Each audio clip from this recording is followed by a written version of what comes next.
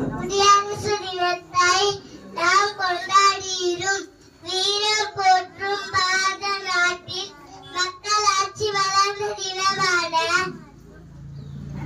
குடியரசு தினத்தை பற்றி பேசுவதில் நான் மிக்க மகிழ்ச்சி கொள்கிறேன். குடியரசு தினத்தன்று நாட்டின் தலைநகரமான புதுடெல்லியில் குடியரசுத் தலைவர் கொடியேற்றுவார்.